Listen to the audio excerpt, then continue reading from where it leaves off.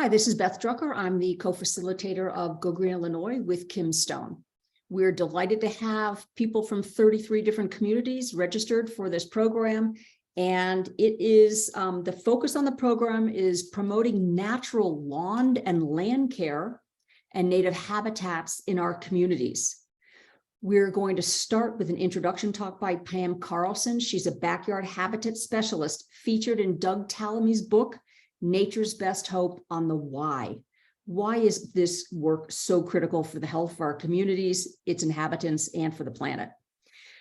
And then we will have a series of other speakers that will be helping to inform how you could go back to your community and really make a difference by starting a native plant sale, hosting a yard tour, helping your residents transition to more sustainable yard care, how to educate your community on the importance of really responsible mosquito control and why backyard barrier treatments are not a good option for our communities.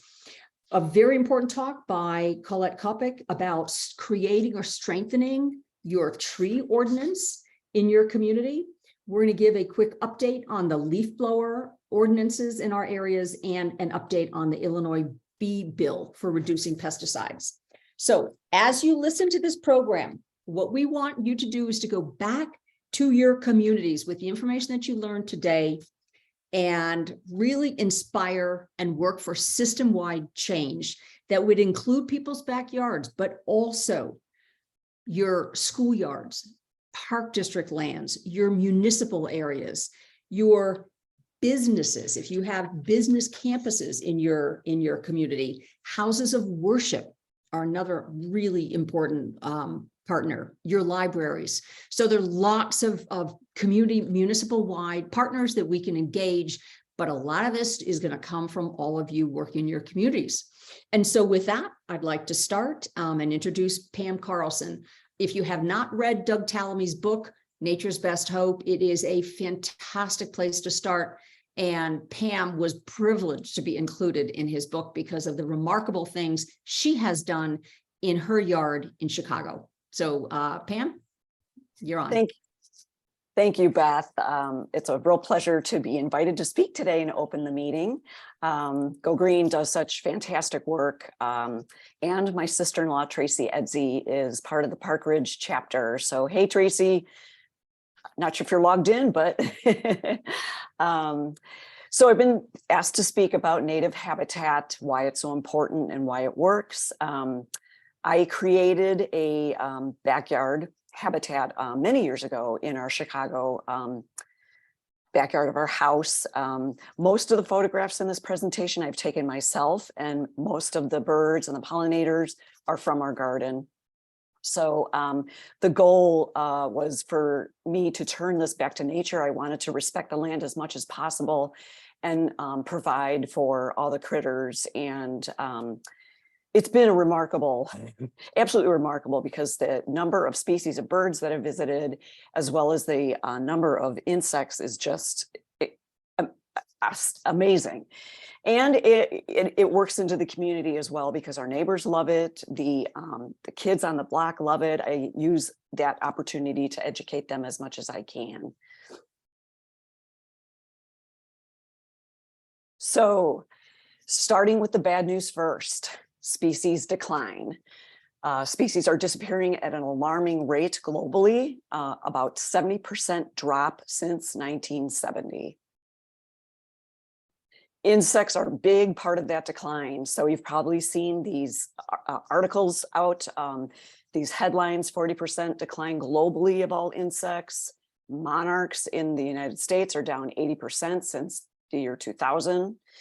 The rusty patch bumblebee, down 90%, was listed on the endangered species list in 2017 on March 21st, which happens to be my birthday, so that's not a very good birthday present for me. Birds as well are seriously declining. Big headlines a couple of years ago: 3 billion birds have vanished in North America since 1970. That's 30% fewer birds. And many of these bird species are actually down more than that, some over 50%. Here in Illinois, bobolinks are down 90% since 1950. So the causes of these declines, climate change is huge. So it's disrupting the weather patterns, the ecosystems, the massive hurricanes, the super powerful tornadoes, the torrential rain events, like case in point, California has been going through that a lot this winter. Wildfires being fueled with the high winds and drought. And then the glaciers are melting. So I saw this firsthand when I went on a hiking trip to Glacier National Park. I took this photo of Grinnell Glacier, and they had signs that showed how big these glaciers were a while back, and man, they are so much smaller. Climate change also messes with the synchronization of food availability, not just for humans, but for bird species, bats, insects. So migration is tied to, a lot of it has to do with timing when the birds are flying in. Their food sources are becoming available, such as this ruby-throated hummingbird. In our garden, the columbine is blooming right when it's coming in, so that's its nectar source. And then they are big, big, big flycatchers. So these are little gnats over our stream, and it's fly catching, catching those bugs. So the timing of the insect emergence is also part of the whole migration, and it can get changed by climate change. Another reason for the huge decline of insects is the use of insecticides. Just in general, insecticides and herbicides are overused or misused. Most mosquito sprays are toxic to other insects. I'm in the gardening industry, and I've witnessed this firsthand when I've tended a garden and it was sprayed, and then I see the results of the pollinators writhing around on the ground, the butterflies dying. It also produces drift into the air. The spray goes into the air and goes everywhere, runoff into the streams. It's just really harmful for birds and aquatic life, and it can pose hazards to people and pets as well. I can't stress enough the importance of insects. A lot of people don't like insects. Insects are a crucial part of the food chain. They are the key source for so many species of wildlife, such as birds, bats, reptiles, and then it goes up from there. So here's a black-throated green warbler in our garden locking on an insect, boom, catches it. So we've got to get these insects protected as much as we can. Habitat loss and fragmentation, another big issue. If you look, that's Chicago right there, the star. We are smack dab in the middle of the migratory route, the Mississippi Flyway. So millions of birds, bats, insects migrate through Chicago. I've been rescuing migratory birds since 2004. This is an example of just one little moment, one building, one morning, what I found. So 400 million to 1 billion birds are killed annually in the US. So these buildings have sprout up, where natural land used to be. Another example of habitat loss. Just this past week, Bellbow Prairie in Rockford, try not to cry, 8,000-year-old gravel prairie bulldozed. Just a shame. What's remaining is a remnant, and it was habitat to the rusty patch bumblebee. Sorry, this is just so sad. So less than 1/10 of 1% of the Illinois prairie is left. So I did go out for the rallies. I went to the vigil this past Wednesday. It was very moving. And I have to say, we did bond together and are committed to keep fighting the fight. That was the sign that I made. Pollution. This is today's front page of the Tribune. The timing was perfect. Air, water, soil. The south side of Chicago, unfortunately, is bearing the brunt of the pollution in Chicago. It affects all forms of life. With humans, it can cause lung, heart, nerve issues, fatigue, anxiety, asthma, cancer. I mean, the list just goes on and on. So down in the Lake Calumet area, they are working a lot with doing some great restoration work. Fertilizer. That would be treating lawns and agriculture fields. The issue is the nitrogen and the phosphorus. They run off into the waterways, causing toxic algae blooms. It's harmful for birds. It can choke out aquatic life. pose hazards to pets and people. So here's an example. This is my brother's neighborhood out in Plainfield. Some of his neighbors use fertilizer on their lawns, and my brother fishes in this pond. The water runs down, or the fertilizer, saturated with rain runs down, causes algae blooms, which eventually could really be a problem. My brother has also seen fewer toads. When he first moved into this neighborhood, there was a lot of toads, and he's seeing fewer and fewer of them. So that's an example of what the damage it does. Non-native invasive species, that gets into the forest preserves and creates these sterile habitats as well as in homeowners' properties. So there's a whole list of them that need to come out of gardens. Two I'm going to focus here are Japanese barberry, which is very popular. It produces a berry that the birds eat, and then the birds defecate in the forest preserves, and it invades the forest preserve. So I took this shot last spring during the spring bird count. It's a sea of barberry. So there's no chance for spring ephemerals to pop up under there. That's just a mess. Also another big one, burning bush, euonymus. So that includes this winter creeper vine and burning bush. So it produces a berry, the birds eat it, they drop it into the forest preserves, it creates a vine, it climbs up the trees, it chokes the tree and kills the tree, and the whole cycle starts all over again. So that's why we've got to get rid of these invasive species. So solutions, let's focus on that. Big part of this is convincing people that we need to live with nature. That was what I wanted to do. I wanted to step out my backyard right into nature. It's so healing. So preserving, restoring, embracing in our own yards and in our communities. There's this interdependency that people and nature have. So nature needs all the help that we can provide, and we all have the power to make a difference. I've got goosebumps because it totally works. I took these shots in our backyard. We get all these fabulous visitors. So lawn care, natural lawn care supports birds and pollinators. There's tons of birds that feed just on the ground. So the idea is to reduce or eliminate the lawn, which I've done. I've reduced ours. I don't use any treatments. It's safe for wildlife and for people. So let those violets just grow. It's perfect for the pollinators. And then these ground feeding migrant birds, they just have a feast out there. So that's why you want to do natural lawn care. Leaving the leaves, another example, tons of birds feed on the ground, flipping those leaves over, finding all the overwintering insects to feed on. So, and the leaves break down, they create natural mulch, and it adds nutrients to the soil. A leaf is not just a leaf. This is one that I found last winter. It had a polyphemus cocoon on it. So caterpillars use these to make their cocoons. And last spring, it hatched into a polyphemus moth. What a treat that is. So examples, homeowners associations, a lot of them have invasive species. This is my friend Paul's house.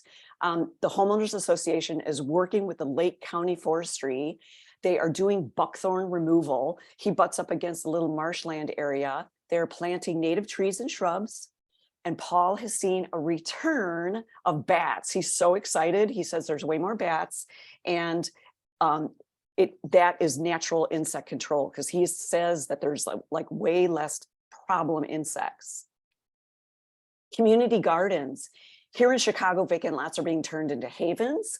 So the benefits there, social, cultural, environmental, health. It fosters community and inclusiveness.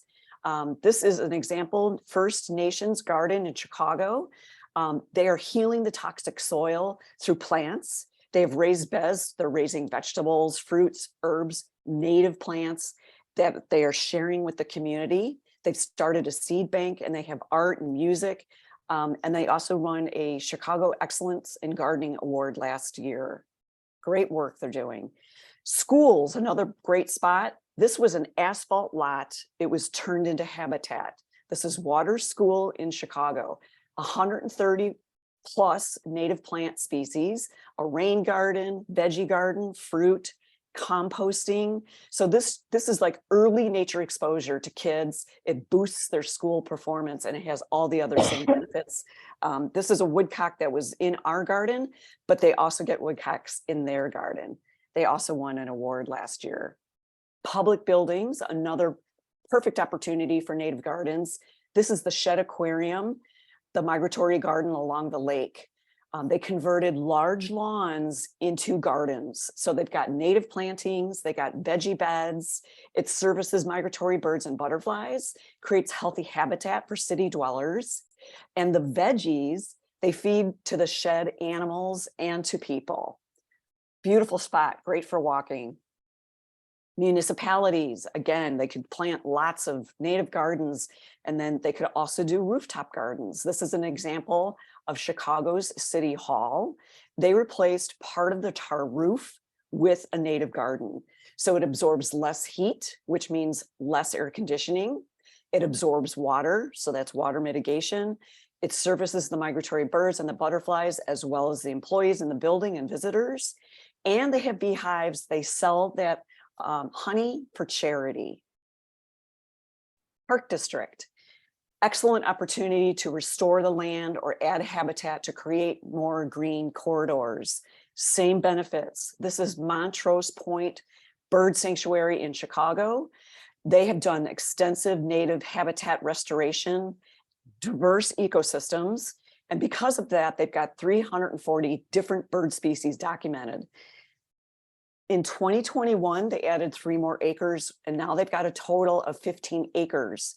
And a big reason they were able to get that was because in 2019, 2020, and 2021, the endangered Great Lakes piping plovers successfully nested there and raised 3 broods.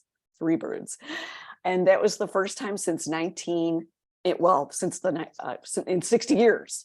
That they were successfully nesting there. So that's our famous Monty and Rose. And I thank Bob Dolgan for those photographs.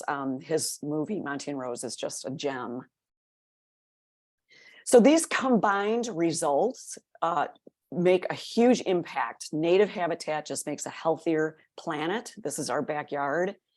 So it sequesters carbon, it manages water, it filters the air, water, and soil. It eases those heat islands in the city and some in the suburbs as well. It increases biodiversity, it balances ecosystem, it supports wildlife and humans. I mean, the list is endless, the benefits. So this is my graph that I put together because I'm an optimist and I'm a very hopeful person. I believe hope turns into motivation, and motivation breeds action, and action breeds results, and it just goes back into hope. Ooh, got the goosebumps. And the whole thing just goes in this positive circle. It really works. I've totally seen this happen. It's phenomenal. This is a wood thrush that needs some protection, and they are in our own backyard. So again, plug for Doug's book. It's a really good book. Our garden is under the section, The Power of Urban Lots, because we have a pretty small garden. So just to show you what ours produces, this is just a smattering of the 125 different birds that we've had in our garden. That's 124 species plus 1 rare subspecies that was out of range. Also includes 10 flyovers. So it is such a delight to host these birds and help them along their journey. Also, tons of beautiful insects, including monarchs that do their whole life cycle back there. Actually, National Geographic came out and shot in our garden last August. So just together, we can totally make a difference. I'm hitting my 15-minute mark here. So just get out there and keep on doing what you're doing, because we can win this fight. These are really good books. If you want to take a screen capture of that. Our garden is also in Grow Now by Emily Murphy. Great, great book. So thank you, everybody. Wow, thank you, Pam, so much. That was so inspiring. On April 26th, Go Green Wilmette is going to give Pam an entire hour to give her entire program. And so your folks are welcome to sign up for the Go Green Wilmette webinar. We don't have the link yet, but you can watch our website for that, April 26th. Pam, could you please tell people how big your lot is that you have transformed in this incredible way? Yes, it's 50 feet wide by 100 feet deep, but that includes a 22 by 22 foot garage. And then there's also a couple of patios for my large in-law family. So the actual garden space really isn't that big. And I'm half a block off the Kennedy Expressway in Chicago. It's like a third of an acre or a quarter of an acre. It's it's less than a quarter of an acre. Less Oh than yeah, a for quarter of an sure. acre. Oh yeah. Yeah. So it's astonishing to see what Pam has done in her yard. And if we can just extrapolate and imagine what would happen if we as community advocates could make this happen in thousands of yards, plus our park districts and our schoolyards and our village centers, the difference is measurable. It's enormous. And I love the hope leads to motivation, which leads to action, which leads to results. I absolutely love that. Thanks for sharing that. Some of us have communities big enough where we could consider green rooftops, thinking the Schomburgs, the Napervilles, the Northbrooks. If you have some corporate buildings with big rooftops, that's always an option.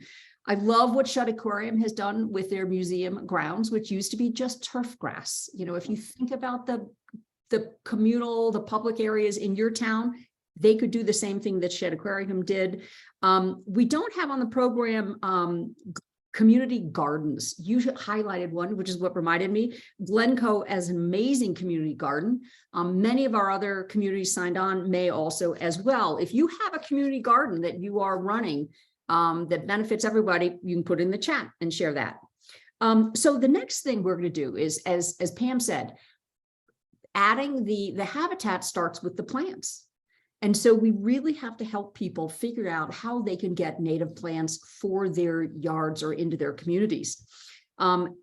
Years ago, Karen Glennemeier of Wilmette came to me and said, I think we need our own native plant sale. And I said, why? We've got local nurseries. And she explained to me that some of the plants, most of the plants are cultivars. There are very few true natives available and not with the diversity that we would like. If you go to big box stores to get your native plants, there's a good chance they may have been sprayed to reduce insects before they get shipped. So you have to be aware of that possibility. And also bringing these natives, it can be a community event. And believe it or not, you actually can use this as a fundraiser for your group. Go Green Wilmette sells our plants for $5 a piece, which is a bargain, and yet we make money on this every single year. So it's a perfect win-win. With that, I'm going to turn it over to Karen Glennemeier, who's going to tell us how and why she started Wilmette's native plant sales. Kudos to those of you who already have started your own native plant sales. If you have another community adjacent that you want to partner with to help spread it, that might be really helpful. So Karen, we're going to pass it on to you, and we're going to hear how you started our Go Should Green. I stop sharing my screen? Yes. Yeah, I don't have anything to share, so we could just look at each other. That's Okay. awesome. There, I stopped to share. Thanks, Beth. So yeah, as Beth mentioned, we certainly aren't the first native plant sale in the region, and one of the ones that I used to go to is out in Barrington with the Citizens for Conservation folks. I'm sure some of you are on this call. And as Beth said, you know, we had been talking in Wilmette for years with people about the importance of doing exactly what Pam beautifully described. And then we kept sort of running up against this brick wall of, okay, but we don't know where to send them to get the plants. There's only a couple of really big native plant nurseries in the region, and they're very far away. And you know, it wasn't just practical to keep sending people an hour and a half away. And so we thought, well, what the heck, let's give it a try. We can do this. And we learned a few lessons, which I can talk about. But first, I just want to lay out the basic overview of what it entails, which is way less than you might think. It's actually a lot. The hardest thing is deciding to do it. You know, just that getting over that hump of, oh my gosh, it's really very simple. And by the way, I have a very detailed how to do this guide that I'm happy to share with anybody. So, you know, send me a note, send Beth a note, and you can get all the nitty-gritty details. But basically, you have to find a location. So it's typically, we use a park district facility. Other people use village facilities, barns, whatever. You just have to find a place to do it. you have to have a couple of leaders who are willing to see it through to the end and make it happen. Then you have to order the plants. And there's, we have a nursery that we really like. There's a couple in the region. We can help you figure out which one you want to use. You have to get a bunch of volunteers. And again, in my how-to guide, I describe how many we've found to be useful. It'd be great if a couple of those volunteers really know their plants, because when people come to the sale, they often have a lot of questions. You know, what's going to work in my yard? What's going to be red, etc. And then you just have to get the word out and advertise and tell people to come. So it's, you know, it's like any project, it's kind of just a big to-do list. And once you get started, you just do the next step, and by the time you know it, you're done.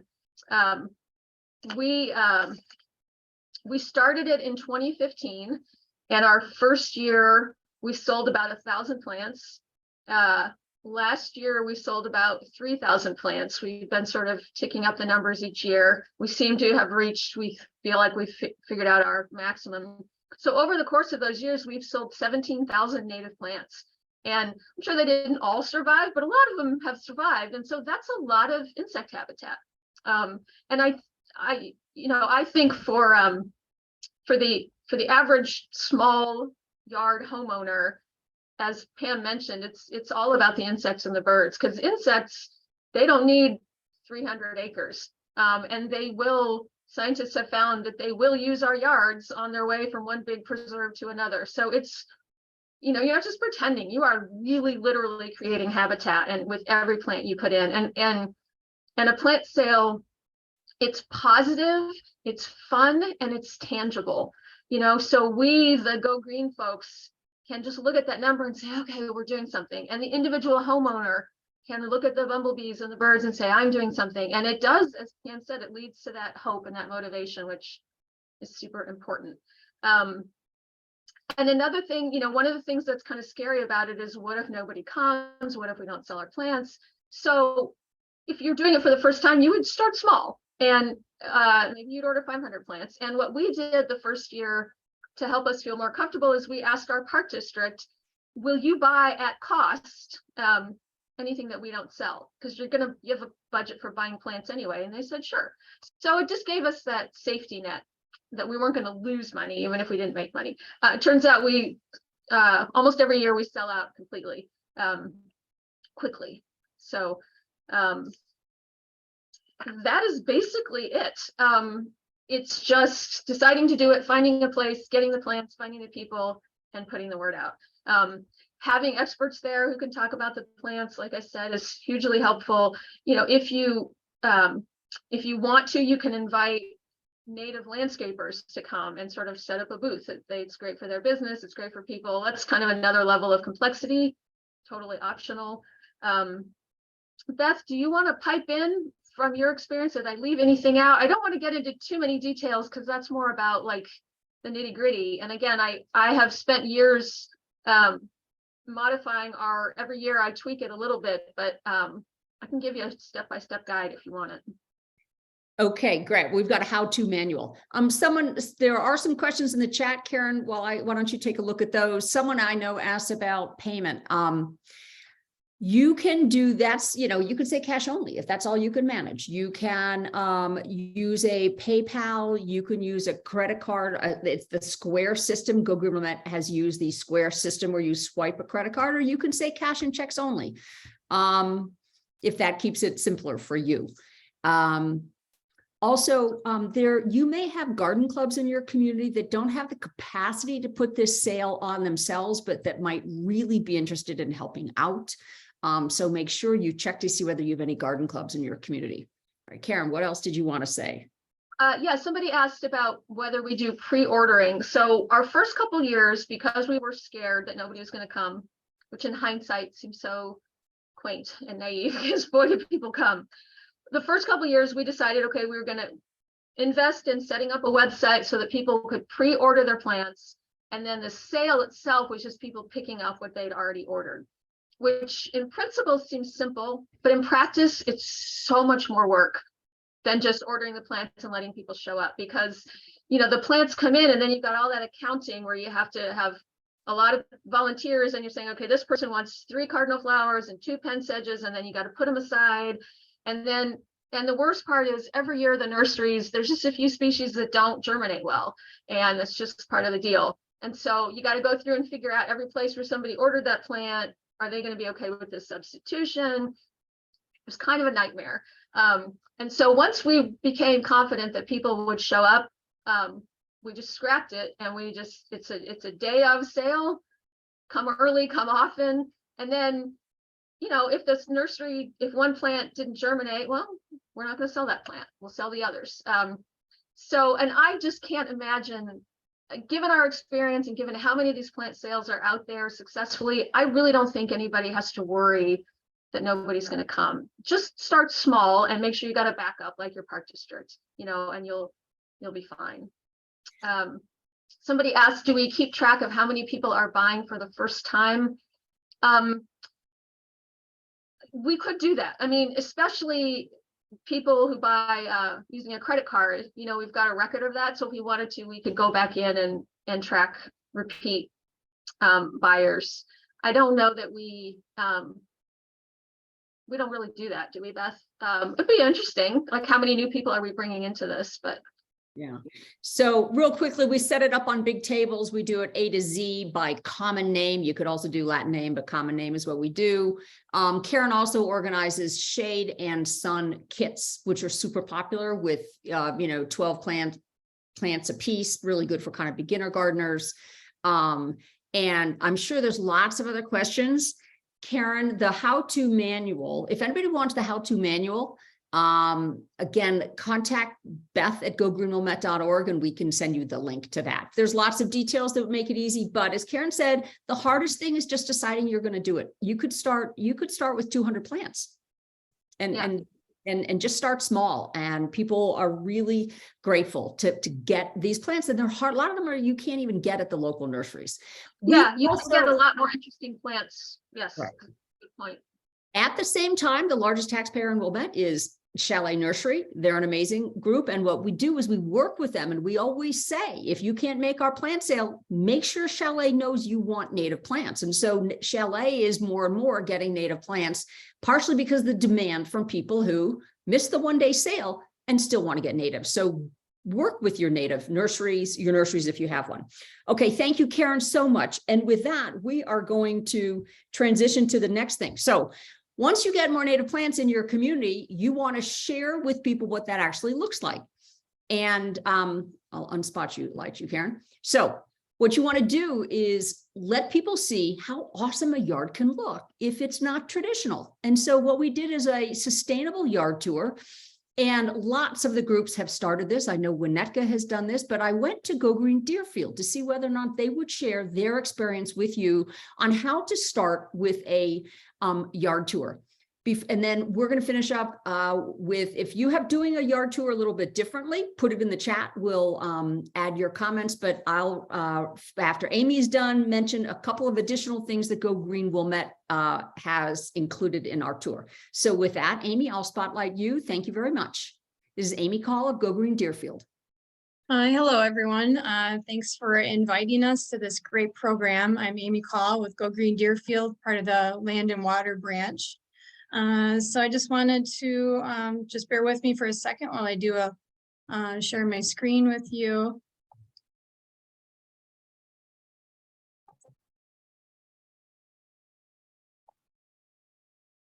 There we go. Okay, and everyone can see that fine? Yes, okay. All right, thanks for bearing with me. I'm not as accomplished at Zoom presentations. And thank you, Pam. I just want to say very quickly, it was great to hear you speak again.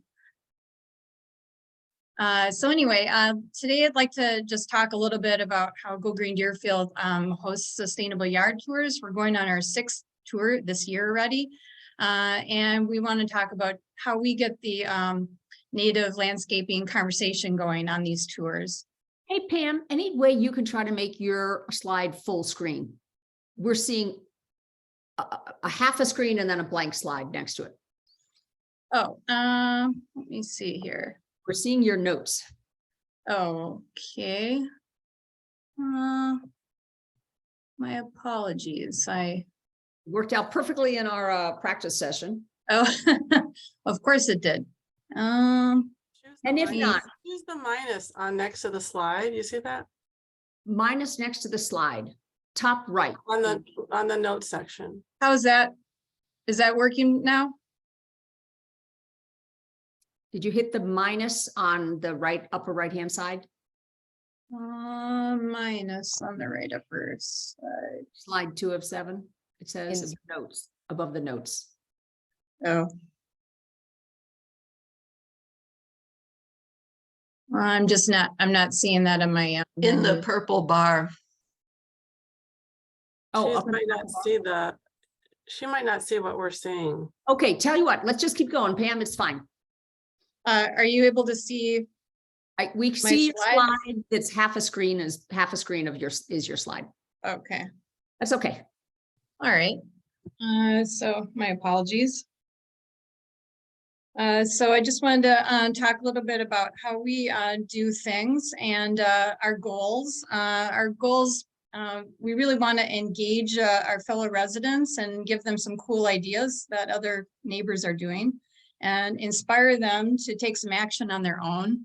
And then ultimately, we really want to get them to, be a catalyst in their neighborhood and kind of start a chain reaction and doing some sustainable things in their yard.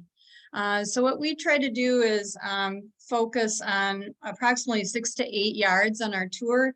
We think that's a good size for Deerfield and it's doable for us. And we like to look for a late July, early August timeframe because we think that's when native gardens in particular really shine. So we look for a lot of sustainable features, of course, native landscaping.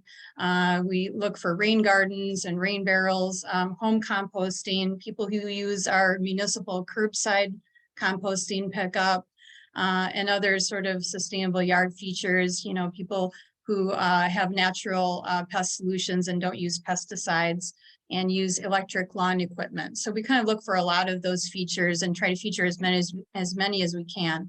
Then we take site visits. A few of us from Go Green will go to each yard and we take a bunch of pictures, trying to focus like 5 to 10 per yard. And then we write some notes and get some ideas on how to write an engaging write-up that we will then later post. This is also a time that we're preparing for the tour, and we try to enlist yard tour helpers to really make the tour more doable for the yard hosts. It gives them a little more help. So, okay. Oh, whoops. So our promotion, we like to do a save the date about a month before, and we do that through social media, our Go Green Deerfield newsletter, Deerfield Patch. We try to enlist some community partners like our park district. We think about a month before is a good time frame, and then we try to give people an e-blast reminder about a week or so before. We don't give a lot of information out, and we don't give any addresses out until several days before the tour, and this is where some people might differ, but we just figured that we don't want to give too much away. We want people to show up in person and have a conversation with us. And we also like to have, respect the privacy of the yard tour hosts. We just think that that's kind of respectful. And then we have yard signs that we post the morning of the event. So again, reflecting back to that preview that we do several days prior to the tour, that's when we really post a sneak peek of the individual yards and we post the addresses. So we try to write a short paragraph blurb, which gives a personalized description of each garden and yard space. And we really try to make it special and show how people have made their yards an extension of themselves. So we all do different things, based on nostalgia and, personal preferences and so forth. So I think it just makes it more interesting. And then we showcase the unique features of each yard. Some are more shade, some are more sunny. There's yards in different stages of the whole sustainable landscape. And then we give just one picture with the main focus of the yard. And then again, we post it to our webpage, social media, Instagram and Facebook pages, and our newsletter. And then our website, if you go, I have a link on the bottom that shows our 2021, which was all virtual during the pandemic. And then we decided to hang on to the virtual even when we went back to in-person, just because it gives people a good option to reflect back on it. Amy, are you still on slide 2? Oh, I'm sorry. I guess this is not reflecting. I'm on Day of Sustainable Yard Tour now. No, we're still on slide 2. Oh, Amy, I'm so sorry. Let me see if I can try to, Maybe, why don't you start again, and I'll speak for a little bit while you're trying to give us your whole, do that again, okay? Or Amy, can you click on share, and you go share, and it says, when you click on share, you should be able to select what you want to share and put your PowerPoint into presenter mode. And then if you put your PowerPoint it is in presenter, it is in presenter mode. So and then when you click share, you should have options, and make sure you select the one that shows the PowerPoint in full screen. That might help. While she's doing that, I'll use our time, just mention that Go Green Wilmette. Also, in addition to all the great things that Deerfield does, and she may mention some of these things, we always encourage people to walk and bike on the tour if possible. This depends on the size of your community to reduce the environmental impact. We once had our local bike group actually do a bike tour, which was really popular. It's a great engagement for interns because they can be involved in making signage about what's important at the yard. Many years into it, we decided last year to have an information table and a welcome table at every single yard. This increases your volunteer needs, but it's really good because it helps to tell more information for all of your guests. We don't have a rain date. We do say that it's going to be rain or shine. And okay, we're on slide 5. Amy, you want to continue? do I need to back up at all, or? Well, I think we don't have time, Amy. So, Oh, okay. All right. My apologies. All right. So the day we'll of the need you to wrap Sustainable up. Yard Tour, we post our neighborhood signs. We have directional signs as well as yard tour host signs, which have here in the picture. We've got sign-in sheets so we can keep track of how many people are coming. And then our sign up for our Go Green Deerfield newsletter. And we try to have some brochures on site. One good idea we haven't instituted yet is a QR code for each yard.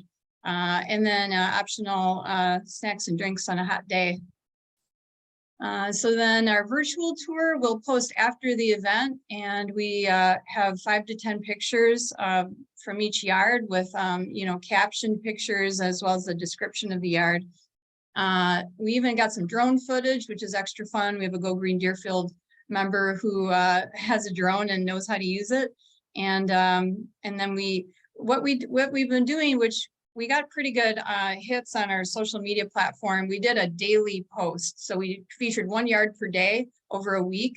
And I really like that because I think, it got a little bit fatigued near the end of the week, but for the most part, we got a really good amount of traffic from it. So I think it made it very approachable for people.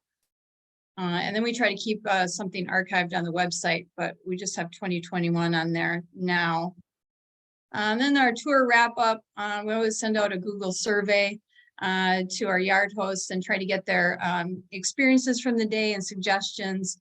And then we like to have an after party. And here's a couple of my girls. These are my chickens, Rumpelstiltskin and Lieutenant Lucky Bird. And they were great hosts last year, and they plan to host again. awesome. Great. Thank you so much. That was a wonderful, wonderful presentation on how you did your tour. Sorry about my slides. Oh, that's okay. So you can bring your slides down and stop sharing your screen. Okay. Just a couple of things I would like to add before we turn to Steve Neumann on natural, sustainable yard care. So one of the things we found of having a variety of hosts is really interesting. Last year, we had a 28-year-old young man who was really engaging. It was really fun to have a different, age of host. We ask in our newsletter if anybody wants to offer their garden up or propose someone else's garden, because sometimes people are shy and modest. So that's a way to get people to suggest their neighbors or friends' gardens. The big thing that we did differently is that we decided we would create videos of our yard tour in 2020, when suddenly we couldn't have anybody going to the yards because of COVID. So we were able to hire a young person who was a wonderful videographer. He was literally a high school senior. They don't have to be professional grade. He created fabulous videos. They're about 4 to 5 minutes long. And if you want to see any of those videos, you can go to YouTube, search for Go Green Wilmette. And believe it or not, those videos stay live in our YouTube channel. You can see Karen Glennem. No, Karen, we didn't video yours because that was before COVID. You can see a lot of really inspiring video tours.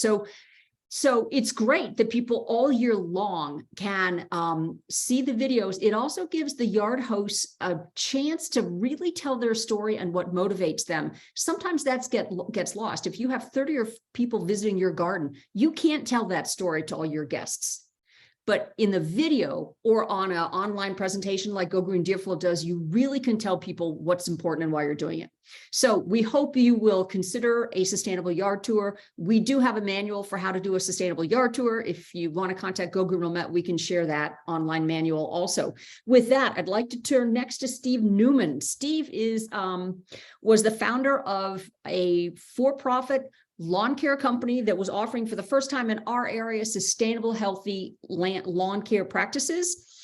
So we asked him to come talk to us about how we can help encourage our communities to move away from conventional yard care. And so with that, I'm going to remove the spotlight for Ann, and Steve Neumann will be next. Hello, everybody. Thank you, Beth and Jenny, for having me here today. I'm going to share my screen here as well.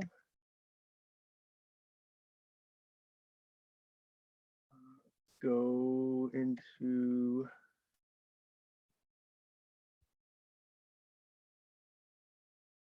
That looks great. Okay, perfect. So Logic Lawn Care, we've been in business for over a decade. We're going to go into our 14th year.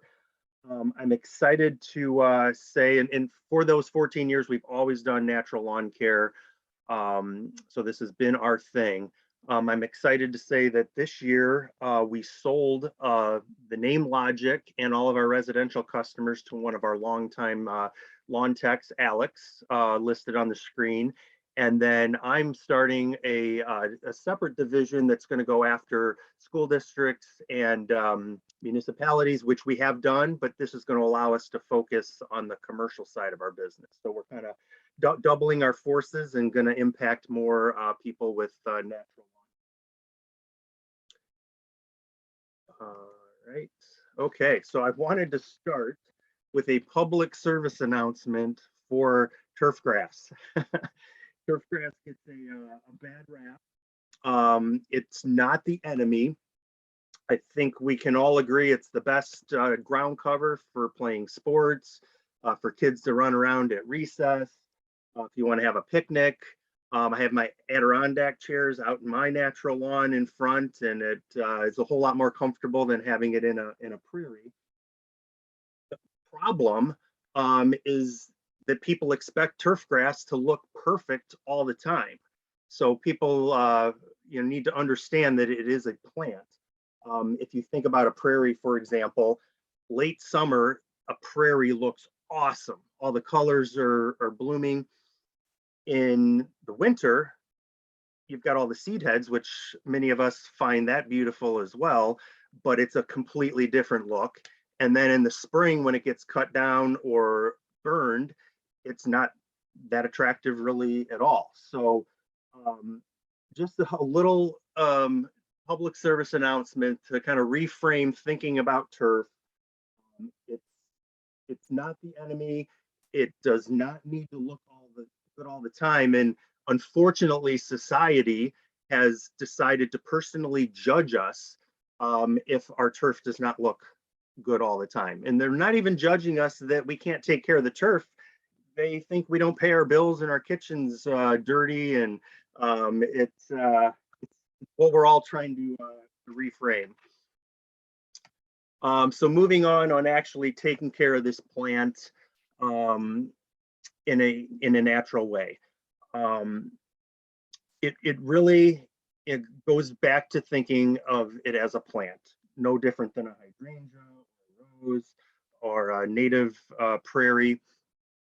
And it starts with the cultural practices, aeration and mowing. You have to do those practices correctly. Aerating the lawn is such a good practice for the lawn. The springtime, May and June is a great time to do it. And then again in the fall, if you're only going to do it one time, do it in the fall. And then mowing, just like pruning, when you're mowing that lawn, it's exciting the growth and it's taking care of the plant. So in May and June, if it's possible, mow twice a week because it's growing so fast. Now, if you have a lawn service, that's not always possible, but just really think about these practices as taking care of your plant. Then we go to water. Turf is always thought of as consuming so much water. And I'd like to reframe that a little bit as well, because many of our large open green spaces don't have the ability to water, and the turf does great. It will go dormant in the summertime, but that goes back to it doesn't have to look perfectly green all the time. And taking that to the next step, the homeowners that have the irrigation systems are overwatering. I watered my lawn 5 times last year. We had a really good year for turf, and I only needed to water it 5 times, and that was to keep it green. So you could have actually not watered at all. But the homeowners that have the irrigation, they set it, even when we tell them over and over, they set it to water way too much.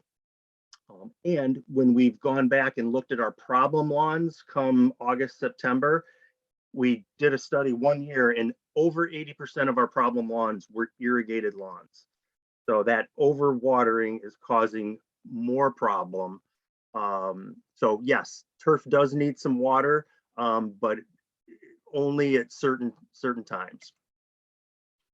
Seeding, I kind of put this in the cultural practice category. Really, all of these things are cultural practices. We don't really believe in overseeding. We recommend, aerate, mow, and let that grass expand into the open spaces, and then only seed into the areas that are still bare. We like turf type tall fescue, bluegrass, rye, other types of fescues are good as well, but we really have focused and found the best results with turf type tall fescue. A little bit harder to find at the box stores, but Beth, since you mentioned Chalet will sell turf type tall fescue, and a lot of the other garden centers around town will. And then that keeps costs down when you're only seeding into the bare areas. But the turf grass plant will expand into those bare areas if you're doing that aerating and mowing effectively. And then we get to fertilizers. So organic fertilizers, there's your really high-end fertilizers that cost a lot of money. They'll cost more than the synthetics, but then there's the biosolids. And the biosolids you'll usually get for less money than what a synthetic fertilizer would cost. So when we talk about the perception is that organic or natural lawn care costs way more than traditional. I don't agree with that at all. We use very high quality and the expensive organic fertilizers, but if you want to keep costs down, you can use the biosolids, and that will actually make it less expensive than a conventional approach. And they're both very good. You know, and I won't go into all the details of all the timing, but you can, you know, I would recommend for commercial properties, 2 applications a year. And for homeowners, our residential program does 5 applications. That's partly to build the soil and do different things to the soil, but it's also partly just to be on the property at all the key times throughout the year. So I get asked a lot, like, do you really need to fertilize that much? In the beginning, I would recommend it because you're building the soil. But part of when you're working with a residential service, it's being there when the insects come, different fungus that you'd need to manage. But it's not cost prohibitive. And last but not least, the pesticides. I won't go into fungicides and insecticides. I'm going to focus on the herbicides. But those are easy problems to solve as well, and not have to use. Just in short, the grub problem is not nearly the problem that people think it is. And if you're doing all these other things, particularly that first item of taking good cultural practices and growing good healthy turf, the skunks can come eat a few grubs, make a little bit of a mess, and it won't create a problem. So getting rid of the dandelion. I'll present 4 options. Beth, how am I on time? I meant to hit. You need to wrap up in a minute, Steve, if you could, please. Yep, perfect. So I'm going to just quickly say 4 ways to handle the weeds.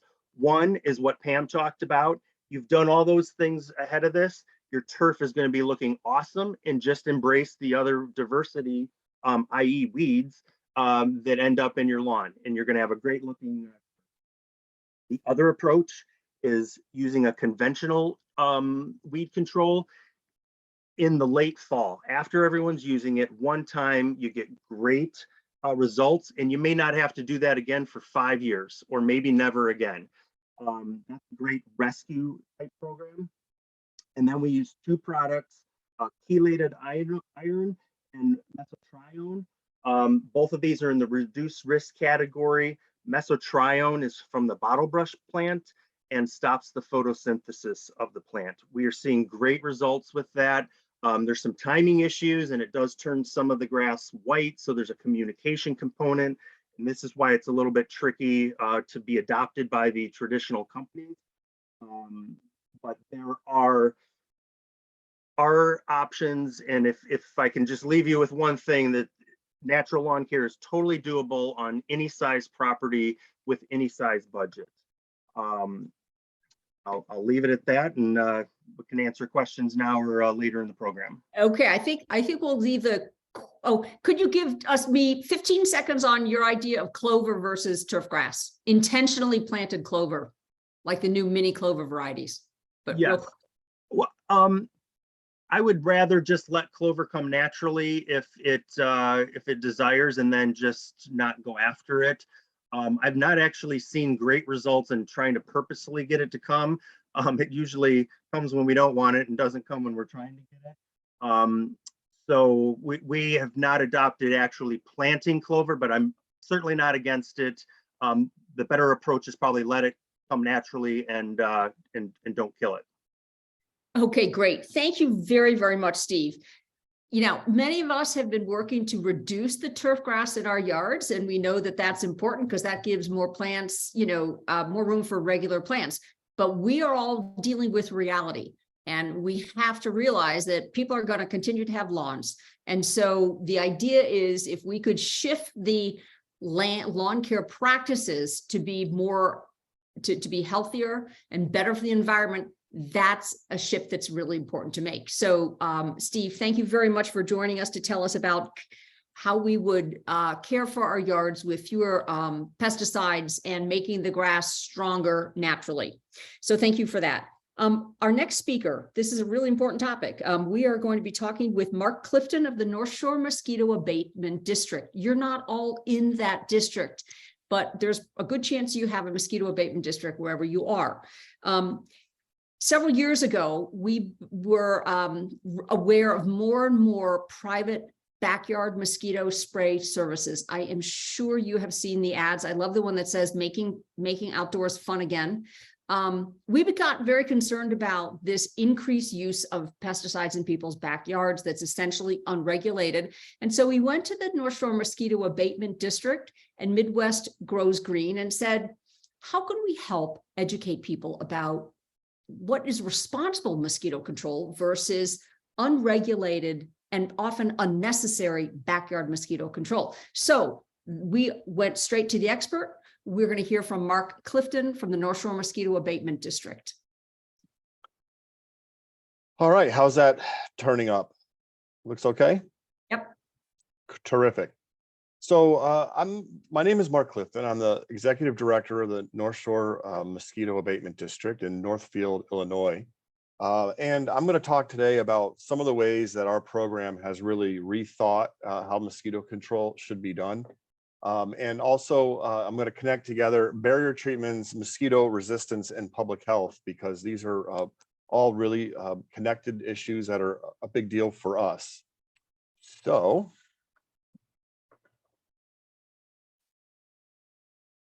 okay. So this is our district. We're located in Northfield. We cover about 14 different communities throughout the North Shore area. It's about 70 square miles, and we service about a population of 330,000 people. We do an awful lot of mosquito control in catch basins. Every catch basin holds a couple hundred gallons of water that collects lawn debris and yard debris, and is just a perfect habitat for mosquitoes. It is also a real public health issue. We treat those basins multiple times a year. So we're talking in excess of 100,000 treatments per year to everything we know about that grows mosquitoes. Also about 3,000 off-road sites. These can be puddles, swales, ditches, things that hold water. The majority, probably 100% most years, of what we use is BTI, which is Bacillus thuringiensis or Bacillus sphaericus. So microbial larval mosquito-specific larvicides. The main purpose of our district is to protect public health. We have a tremendous problem with West Nile in this area of Illinois. We're probably the third highest incidence of West Nile in the country most years. Every year, someone in the area, in the district, passes away from West Nile. Multiple people become sick. This is a virus that's spread between birds and mosquitoes, primarily Culex mosquitoes and Culex pipiens specifically. That mosquito is an invasive non-native that arrived here in maybe the 1600s. It's pretty much found around the world. It's also called the northern house mosquito because it loves to live around your house and habitat that you might make. People and animals become accidentally infected when the levels of mosquitoes and virus get too high. So to keep this from happening, we use a combination of really high-tech GIS and GPS equipment to monitor pretty much every source of mosquitoes we know about.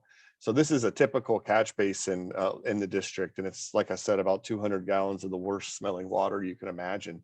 And so we'll add BTI or BS to that to kill those mosquitoes. Also sometimes an insect growth regulator like methoprin in catch basins. We also do larval control in homes, so pools and backyards, tire piles, anything, construction sites, anything that holds water, we're there to deal with it. And then finally, we do floodwater control through most of the forest preserves. That line, that dark line looks like a snake in that puddle, is actually a row of mosquitoes waiting to emerge. That is going to make a lot of really bad weekends in people's yards for the next few weeks. And so we'll usually kill those with BTI. We won't get all of them, but it'll help eliminate the worst peak of mosquitoes. And so a big part of our program is monitoring West Nile virus. We actually capture mosquitoes and we test them for West Nile multiple times per week. And this is the kind of data that we generate. The red line is from 2020. The yellow orange is from maybe a 10-year average. That's our normal seasonal West Nile, that level of virus that we see. And that will amount to a handful of people getting ill within our district, maybe dozens throughout Cook and Lake counties. The blue triangle is 2012. That's an outbreak year. That's a serious public health event where in this district, 20 people had neuroinvasive West Nile, people died, probably hundreds more got sick and didn't even realize it. When that 2012 event happens, we have to respond with what would be commonly called fogging or some other sort of, effort to control mosquitoes. We haven't had to do that in 4 or 5 years because the combination of larvicide and GIS has been really, really effective. And we like that. And the public's been really receptive to us going to properties and looking for sources of mosquitoes and being involved in that way, prevention, which has really been our strategy. So we've been successful, and we're hoping that in the future we can maintain these low levels of West Nile that we see. But climate change is only going to make all of this worse and make these more severe moving forward. So there needs to be a comprehensive long-term strategy for dealing with mosquito problems. We've also found that we have tremendous resistance. That's a little shot of our lab there. We use an assay called the CDC bottle bioassay, where we take mosquitoes and expose them to pesticide to see if it kills them. We want to know that if we had to act, that what we would do would kill mosquitoes. And it turns out it wouldn't kill mosquitoes so well at all. They exhibit below an 80% mortality when they're exposed to 2 common materials used to interrupt a viral outbreak. That's really bad. And so we were curious why that is. And barrier treatments, we think, are at the core of why we see such widespread resistance. These are residual treatments. They can last on foliage for weeks, and they're non-specific, so they kill far more than just mosquitoes. They affect a lot of other organisms, the total opposite of what we're trying to do. There's no surveillance required to apply. They're just applied on a schedule. We monitor mosquitoes to see if there's even anything necessary to be done. We take samples all over the district to see if we even need to be involved. These are frequently pyrethroid materials, which is identical to the materials that we would use in a public health situation. And so that's like the equivalent of giving animals antibiotics and then wondering why you have antibiotic resistant bacteria in humans. So these pyrethroids have very important public health uses. They have a real risk to benefit ratio that's important. But if they don't work, then there's not a lot of benefit and there's just risk, which is a real problem if West Nile appears. We see a cross resistance between them. In 2020, we did a study where we sent away samples of our catch basin water to a lab in Iowa to check for materials that are pyrethroids. These are not materials that are used by our district, but we found beta-cyfluthrin, bifenthrin, cypermethrin, lambda, cyhalothrin, and permethrin. These are all different barrier treatments, and they're all in catch basins, and about 30% of our basins had this, and I'm sure if we looked more, we'd find far more. And these were at levels high enough to cause resistance. So on our website, and I will post just after this talk, I'll post a link to our page. We have a page that addresses, should you hire a barrier spray? And there's a lot of questions you need to ask yourself before engaging a contractor to have a property sprayed for mosquitoes. You'll also find a link to the document we prepared with Go Green Wilmette and the IPM Institute in Go Green, Illinois, which goes into further detail of what a mosquito barrier treatment is and how it's at odds with how mosquito control really should be done. And I would highly recommend that if you live within the district, that you contact us if you have mosquitoes. This is all we do. This is our whole job. We collect taxes, about $5 a person, just to do this. So if you have mosquitoes, contact us before hiring anyone. There's many problems that we can solve without the use of any chemicals whatsoever. We can eliminate tires, eliminate sources of standing water. We can talk to your neighbors, the person down the street. We can eliminate problems in a neighborhood. That's our role. That's our mandate in state law. And we would encourage you to reach out to us to do that. So thank you. Hopefully I didn't take up too long, and I just kept it within 5 to 7 minutes. That was great, Mark. We so appreciate that talk. Catherine Calkins of Go Green Wilmette has been working closely with the North Shore Mosquito Abatement District. The people that work for this district, they have their PhDs in entomology. If anyone's going to be doing mosquito control, it should be these guys, not services that are for-profit services that are paid to spray. And as he mentioned, they're not required to show there's even a problem. And this is rampant in our communities, and our community groups are maybe the best possible group to spread the word about the problem with this. We are, by allowing these spray services, not only are we completely being harmful to the habitat in our yards, the insects that are so important for healthy habitat and birds, but we could be helping to contribute to a future health, very serious health situation when all these insects are resistant. So Mark, thank you so much for all the good work you do. Really appreciate it. You're welcome. Okay. Thank you. Thank you. In typical speed dating style, we are off to another topic that's super important, and that is, how do we protect our trees? They're a vital, important part of our habitat for birds, insects, animals. They're also good for flood control, for air pollution, for cooling, and it's all a challenge, more so because of climate change. So we can all make use of the Martin Arboretum and the Chicago Region Trees Initiative to help us help them meet their goals of addressing the loss of trees in Chicagoland.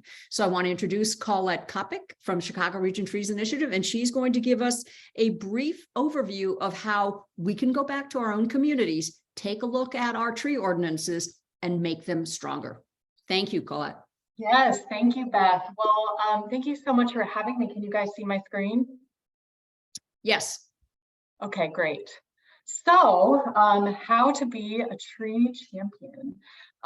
Is that what you're seeing right now? Just want to make sure. Yes, it's perfect. Okay, excellent. My name is Colette Kopic. I'm the community coordinator for the Chicago Region Trees Initiative, which is nestled into the Morton Arboretum. And today I'm going to be talking about some really useful tools that we have recently launched. But a little bit of background on the CRTI. So we have 4 main goals. First is to inspire people to value trees, increase the Chicago region tree canopy through policy changes and tree planting that we do, reduce threats to trees, and enhance oak ecosystems. And it's pretty easy to love trees, no matter where you come from, whether that's an environmental aspect, a food aspect. They give us so many things. They increase our property values, they improve air quality, improve mental health. There are studies that show that students do better if they can see trees from outside their windows. So it's really not that hard to think about all the reasons why we love trees and why we should be protecting them. So I'm really excited to speak with you guys today as community leaders, as advocates, because we have created tools specifically for you to navigate how you can be a tree champion in your community and fight for all these benefits that trees provide. So first is our newest launch is called our 21st Century Ordinance Builder for Tree Protection. So the reason why we're calling it the 21st Century Ordinance Builder is because a lot of our community's ordinances were built in the, or were written in the 70s and 80s, kind of around the time when people really started realizing some of the environmental impacts we're making.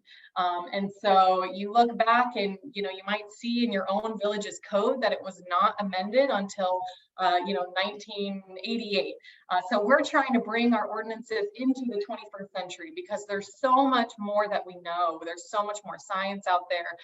We know a lot more about invasive species and the best pruning methods, the best ways to manage our public trees. So we've created this really awesome menu of options on how to build an ordinance. And I'll actually walk you through what the tool looks like as well. But tree protection ordinances are so important to your community. At a minimum, they dictate who has authority over your trees, the standard for care of those trees, and the protection for trees from damage and removal. And that can be just on public property, it can be in certain conservation areas, or it can be on private property, depending on your specific ordinance. So this tool may be helpful for the regular constituent, but it also might be something to share with an advocacy group, or if your village or town uses a consultant. Really awesome tool with Illinois specific examples, so you can see what other Illinois communities are doing from a full spectrum of tree protections. The second tool I want to highlight is our Tree Advocacy Hub. So this is probably a good starting point, especially if you're a concerned citizen in your neighborhood. I will also walk through this tool briefly, but it answers questions like, I see an X on my tree. Does that mean they're going to tear it down? What does that mean? How can I save this tree? And it gives you specific action steps for scenarios like that, that you might be reaching out to the Morton Arboretum for. So I'm going to stop sharing for just 1 second so that I can launch into actually what the tools look like. Okay, so here is the ordinance builder. So this tool was created by the Chicago Region Trees Initiative Green Infrastructure Work Group, which is a collection of foresters and practitioners across the state. So a lot of work went into this. And it's formal recommendations from the state on what you would need in a basic tree ordinance. So it walks you through why ordinances are important. And then on the left-hand side here, we actually have the components that each ordinance needs in order to be a strong ordinance. So if we were to click on one of these things, and we can scroll down and see the basic, the recommended, and the aspirational examples from actual Illinois communities. So you can see the text rather than, looking on AM Legal and, trying to figure out what to put in your actual ordinance. You can see what other Illinois communities are doing pretty firsthand. All right, and then I also want to share what our tree advocacy hub looks like so that you can use this as well. So can you see this, the tree advocacy hub? Yeah, we can see it. Okay, great. So this is a tool to, maybe you want to learn how to be a better tree advocate. It really walks you through all the different kinds of action steps you can take depending on your community. For example, a lot of folks are from towns that are Tree City, USA, which is a great place to start. But maybe you want to start your own arboretum in your community. Maybe you want to learn how you can enact laws in your village. It's a really great tool to walk you through some of the main questions that we get, like, I live in a neighborhood with very few trees. How can I get more trees? So with each frequently asked question, there will be an explanation and an advocacy action that you can actually take in your community. So I'll be sending out these links in the chat, but I'm really excited to share these tools with you because they're for your exact kind of person where you care about the environment and you're wondering how you can champion some of your efforts. So thank you so much. Wow, Colette, thank you. Wow, that was right, brief to the point. You have done so much of the work that will save everyone else hours, weeks, or months. So thank you for that. So for those of you community advocates, think about getting that information to your mayor, to your village manager. If you have anyone in a forestry department in your community, also, if you have a sustainability committee, if they've been, if they're grappling with a tree ordinance and they don't know that this resource exists, you're going to be the hero. They're going to be able to just take leaps of progress with this information. So thank you very, very much for that, Colette. Really appreciate that. I'm going to give 2 quick updates and then we'll move on to quick Q&A. So a year ago, Wilmette, Highland Park, and 10 other communities met together on a municipal level to look at the leaf blower restrictions so that they might get as much data as they need to make smart recommendations for their own communities. And also so that adjacent communities would have more consistent restrictions so that our lawn care companies would be, it would be less confusing for them. And they would also be forced to start adhering to these restrictions. That report is done, and we're going to put the link into the chat. And it's a long report. It's based on a year of meetings and data collection. So what they have, it's not requiring anyone to do any restrictions. But if you are not one of those 12 communities, please send along that report to anyone in your community that's making these decisions. So leaf blowers, so it's gas versus electric. It's whether they should be restricted all year long, seasonally. And what they did is they came down with, after lots of data, 3 options. One is to restrict them for fall and the spring only. Another one is to take another step and restrict it just to in the fall when they're really, really needed. Some communities are moving ahead, like Evanston, and banning them outright. Sometimes that ban is for gas powered only. Sometimes they're thinking, you know, even electric we don't want. Electric equipment is much quieter and it's much cleaner. So that's a huge improvement. What it still does is it still gives hurricane force wind into habitat and blows away the critical larvae and insects and disturbs the habitat hugely. So as community advocacy groups, part of our goal is to help move the needle so people start thinking that clean blown look is actually bad as opposed to good.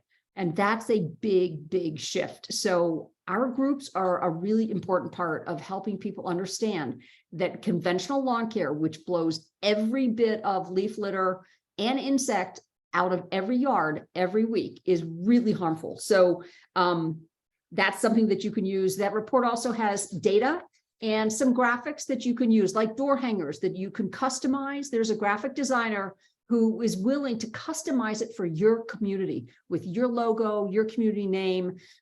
So go look at that report and see what you can do in your community. The final report is the bee bill. We talked about this. We've had Scarlett Harper, she's now like 12, the girl who decided that we needed to start putting restrictions on the backyard barrier spraying of insects. She's amazing. She's been working with Robin Gable on this. The bee bill actually passed, but it had so much, there was so much opposition from the industry that it passed in a weakened state. But right now they're going to try to enforce it. And it says you can't spray if the winds are more than 10 miles per hour. That neighbors have to be notified at least a day in advance if they ask for it. That everyone who is doing backyard spray treatments that Mark Clifton has said have really negative impacts, but they're still legal. Everyone has to get training for it and be certified, and that the lawns have to be marked. But basically, this backyard mosquito spraying is still very much legal. And I think we all need to work to try to make that a stronger law going forward. And so that is the update.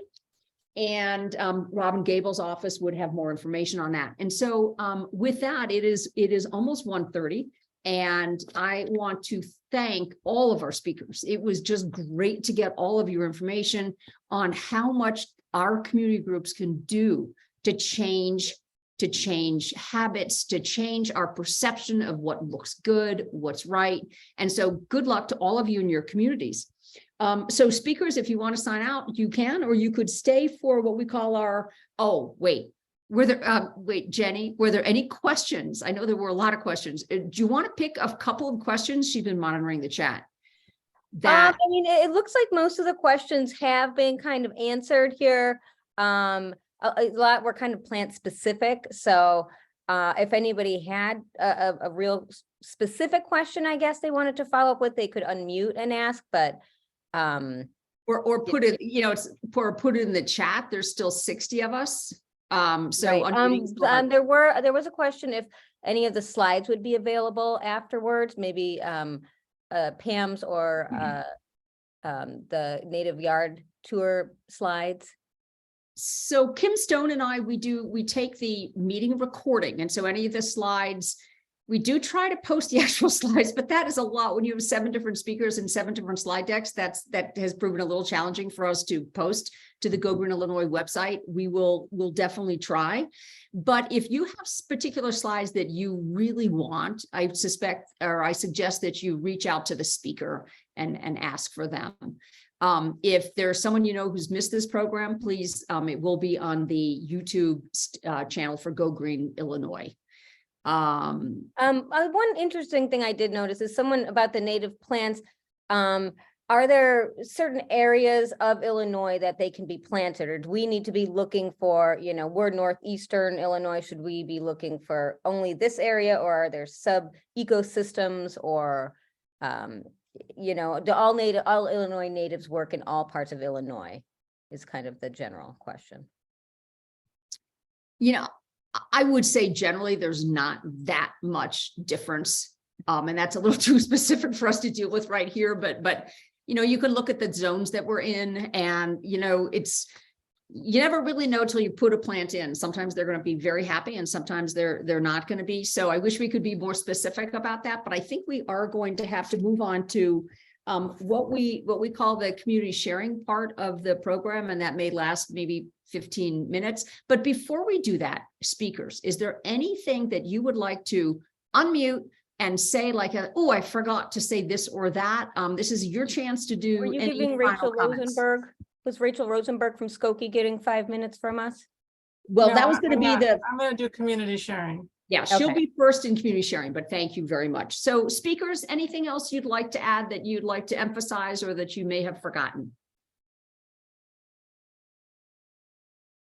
I Okay. did post a link to my slides, and made that sharing available, so you should be able to access that, but feel free to send us some questions if you have anything. Great. Yeah, I would just say, I'll be giving the full presentation, so there'll be a lot more content. Right. So And, April 26th in Wilmette, looks like you're also doing something in Park Ridge. I am, in my book, it's booked for April 4th at 7 o'clock at the Park Ridge Library. Okay. Somebody wrote online up in the chat that it was on the 7th. So unless they changed the date and I'm not aware of it, I have it down as 7 o'clock. And that's in person. Great. And I do know the North Shore Mosquito Abatement District is always eager to talk to organizations. So you can contact Mark Clifton about that. And so with that, thank you very much, speakers. We're going to go and we're going to, Liz Kunkel is saying, yeah, they do a wonderful tour called Yards That Work. And they're going to be doing that again. And again, if you could do a yard tour with 1 or 2 yards, it does not have to be a big thing. If you've got one spectacular yard, it could be a 1 yard tour. Don't think you have to take on something really huge. So keep looking at the chats. There's really, really good resources. The chat will also be posted. So all those URLs will be posted onto the Go Green Illinois website. And so with that, we are not going to call on all the communities because there were 33 different communities that were listed, it's registered. But if Jenny is going to watch the chat, if you have anything that you would like to say, would you please enter it into the chat now so Jenny is sure to help call on you. I'll do a real quick chat. Go Green Illinois. One of the things that we encourage all the groups to do is to copy each other's events. This is a really great way to do it quicker, more easily. We saw that Evanston Environmental Association had a thing called Breakfast with the Board. We copied it. A month or 2 later, we had 30 people for a breakfast at a local Park District restaurant.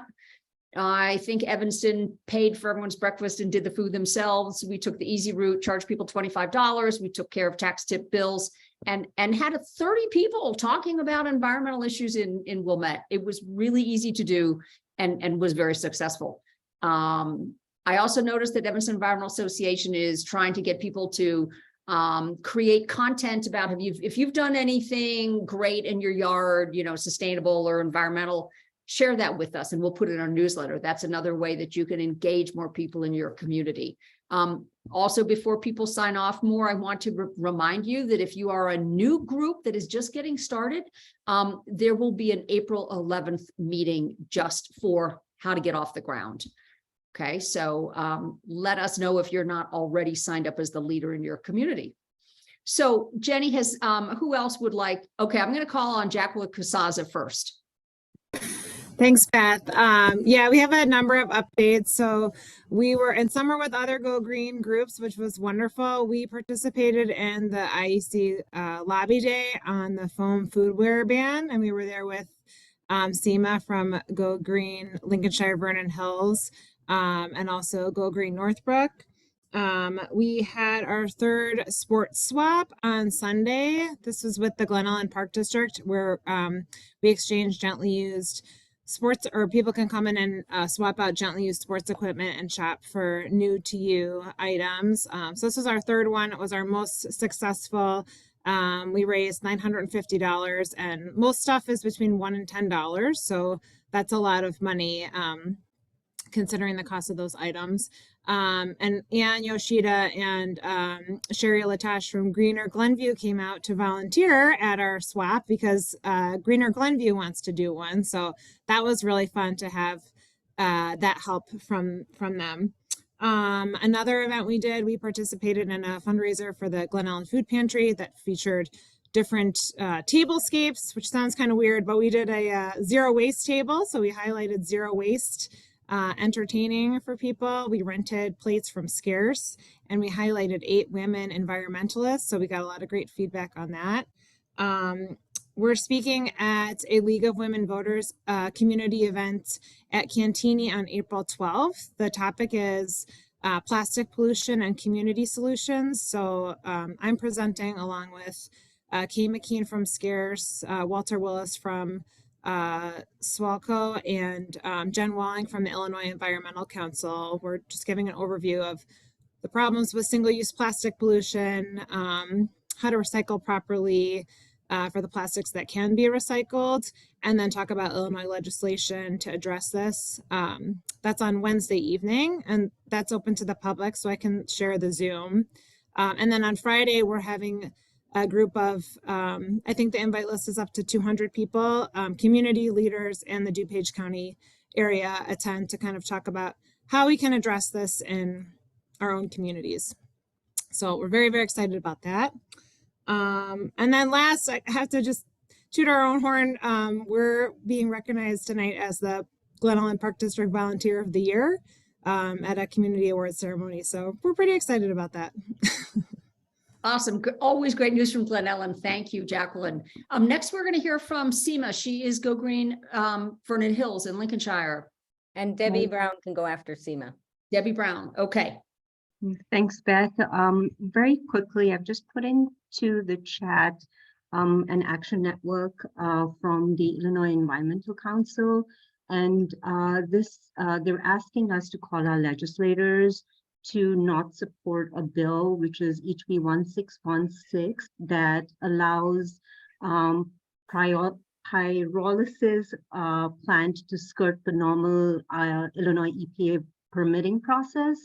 And essentially what pyrolysis is, it's being pushed by the plastics industry as recycling, and it's not recycling. It's changing or breaking down the bonds of plastic and making it into fuel, not converting it into plastic, but converting it into fuel. And what's really wrong with this bill is that these plants, they release toxic chemicals in the process of breaking down the bonds of plastic.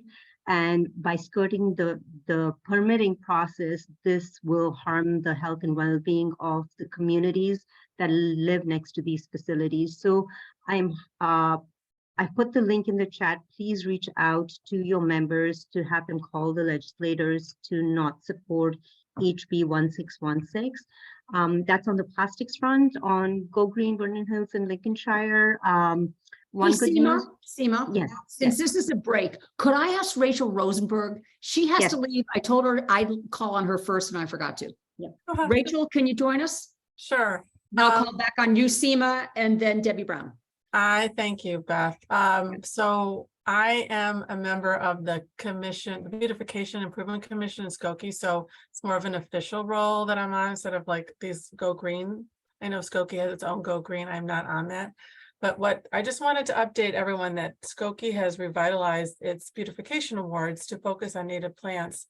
And on our website, we added and are in the middle of updating all of the ways that these new the new front areas will be judged to promote native plants. And as part of that, we are also inviting Pam Karlson to speak in September, and we have an event on April 1st on native plants at the Skokie Public Library. So really trying to revitalize how Skokie, and we're also redoing the weed ordinance, and there's a lot of things to integrate in the Skokie environmental plan, which I'm sure people know about. There's this big new Skokie environmental plan.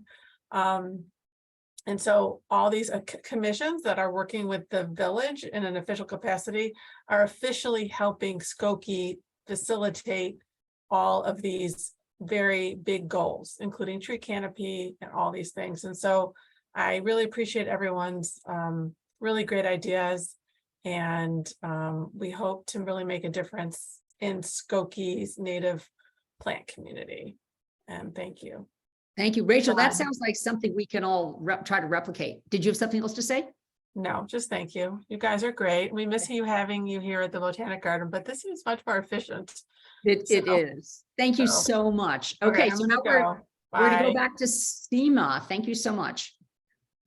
Yeah, just so very quickly on Go Green, Vernon Hills in Lincolnshire, we had a high school student reach out to us a few months ago to volunteer for our group. So now we have some additional help. And with that, we're using that resource to help us start a book club. So we're hoping that in a couple of months, we'll be able to start a book club, which is great for us. And then there are other activities planned for Earth Day, and I think Jenny might have some update on the responsible investing. So I'll leave that up to her. And I'm hoping, Jenny, is somebody going to talk about ICOL, Merlion, or Benjamin?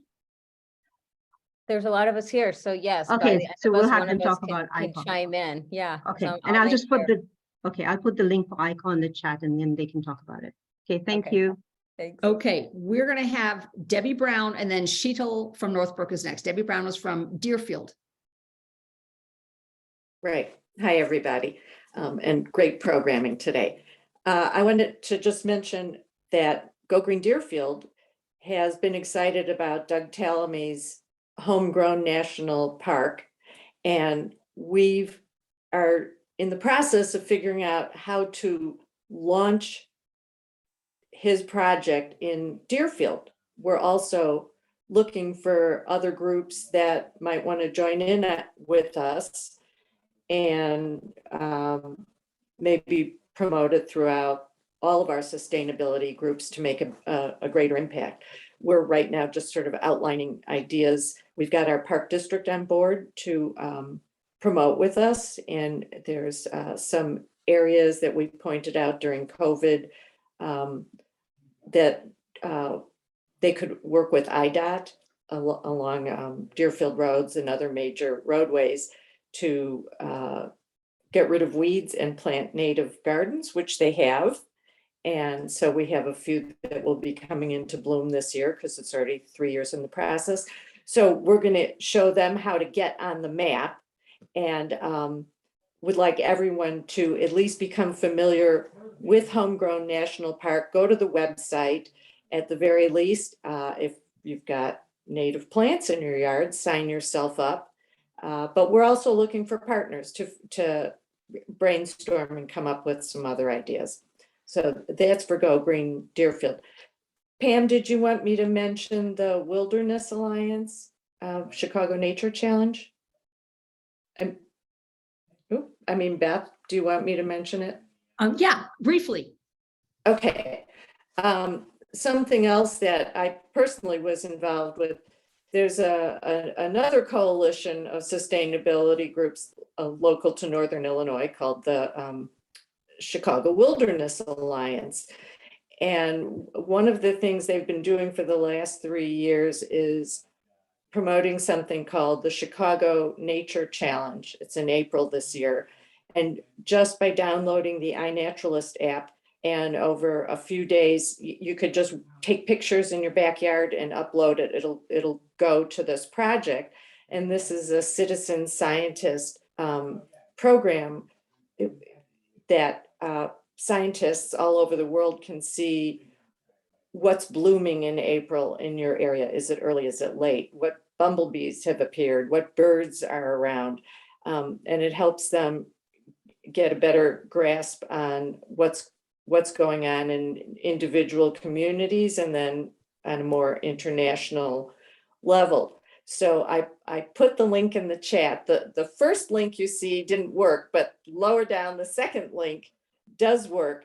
And just an FYI, you can't sign up just yet. The challenge will open, but you now have the link to read about it. And they've been targeting groups, whether it's the Shed Aquarium or the Field Museum, but they never heard of Go Green Illinois and our various individual groups that make up Go Green Illinois. And they're very eager to either have us sign up as individuals, or maybe the group goes out one day and goes to one of your parks. And so you can make it a group. Thank you. We're going to have to move on to the next people who want to speak. Okay, but thank you so much, Thanks. Debbie. Really appreciate you bringing that to our awareness. So now Sheethal from Northbrook, please. Hi. So we had a very busy month over the past month for Go Green Northbrook. The one biggest,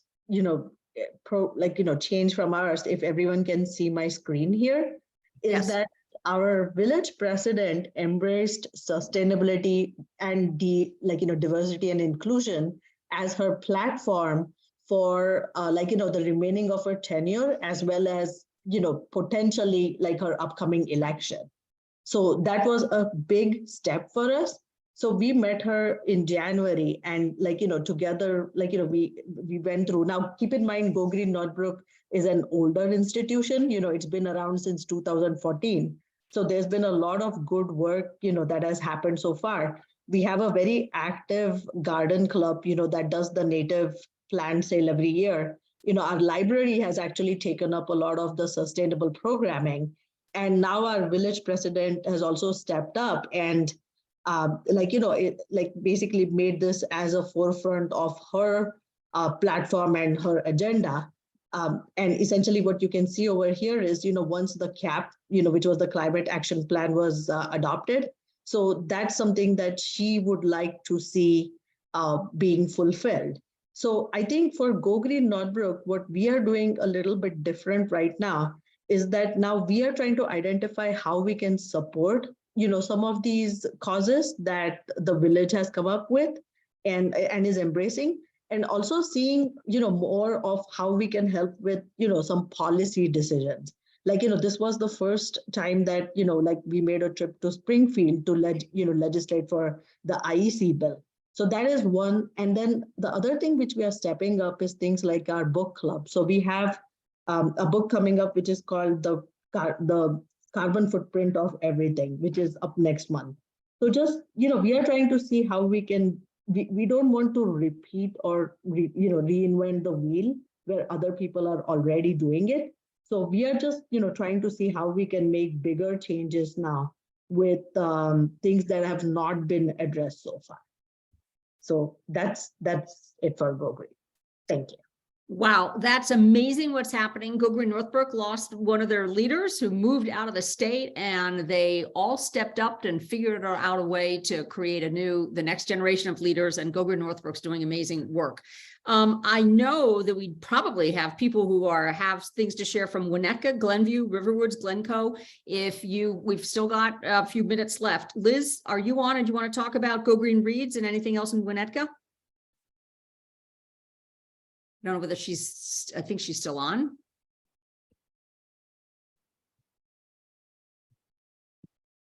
I can jump in with Go Green Highland Park. And Super, thank you.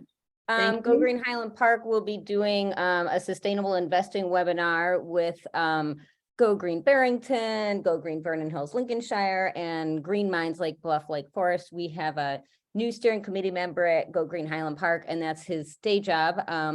So it's going to be all about, how to align your values, your money with your values, and,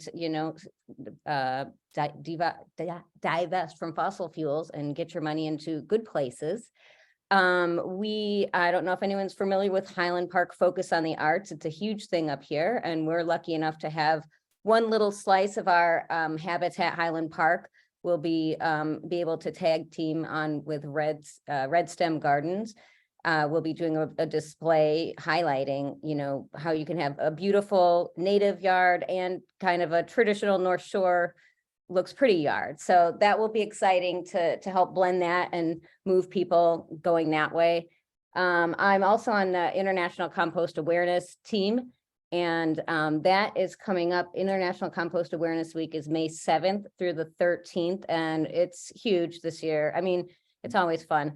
But this year, Sunday, we're going to have a big kickoff called Adventures in Composting. So we're going to have opportunities to interact with compost, meet composters, see it in action at farms and all different places. So check out our website. Seema's got it in the chat there. And we're still adding things. We're still having people pop up with ideas for Sunday activities. We have a lunch and learn on Wednesday with Liz Kunkel to find out legislatively what's going to be happening. Friday, there will be a little event open to the public after a larger kind of members only situation. And then compost event giveaways, you know, all week. So check out the website and share around when we start passing out more information. I think that's all I have here. You're on mute, Beth. Sherry, anything from Glenview? Yeah, two things to report. We received 2 grants, and we're starting our version of Homegrown National Park. It's called Glenview Native Habitat. We're very excited about it. And so that launched on March 6th, and we have a landing page on our website about it. The other thing is, the other grant we received was a series of presentations called Hidden in Plain Sight, how artificial light at night, noise, and traffic impact the environment and human health. And so the first presentation is going to be about artificial light at night. Not surprisingly, it does a lot of damage to insects. It's an overlooked pollutant. And so that's going to be at our library in Glenview on April 10th in the evening. So we'll be posting more information about that on the Go Green Illinois calendar. That's it. Okay, great. Glencoe, Riverwoods, Winnetka, anyone, any other communities want to report anything? Okay, I'll just mention that Wilmette's going to have a webinar called Decarbonizing Your Home with Smart Energy Choices. That Citizens Utility Board did a program for Skokie that I watched and thought was really, really good. And so we are going to repeat that. I asked him to do special mention of heat pumps and induction stoves. That's very, very hot topics. Many of the groups are doing wonderful webinars and programs. Make sure that you check in with your neighboring groups and see whether you can promote their own groups and have your people learn from them and vice versa. That helps us all do more with less. That webinar, Decarbonizing Your Home, is on March 22nd at 7 p.m. And Candace Dalrymple, you wanted to say something. Actually, I wanted to ask a question of all of our participants. Have any of you had any experience in developing what I would call habitat environments for and with people who are apartment and condo dwellers and do not have yards, but have potentially fairly large porches or little patios? Has anybody had any experience in developing these kind of mini pollinator gardens? Could you share if you do? Yeah, why don't you put that in the chat if that's something that you're working on.